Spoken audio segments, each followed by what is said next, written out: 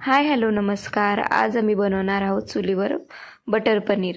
तर चुलीवरचं बटर पनीर बनवणार आहोत. तर आम्ही त्यासाठी सर्वप्रथम जे आहे इथं कांदा जो आहे तो कट करून घेतला. त्यानंतर आम्ही जे आहे इथं कांदा जो आहे तो भाजून घेत होतो. तर माझ्या ज्या जाऊबाई होत्या त्या जे आहे बटर पनीर बनवणार होत्या.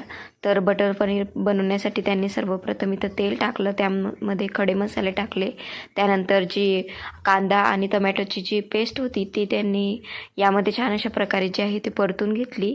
तर चुलीवर जे बटर पनीर जे आहे ते खूप छान बनतं आणि खायलासुद्धा खूप टेस्टी लागतं. तर तुम्हीसुद्धा एक वेळा नक्की ट्राय करून बघा.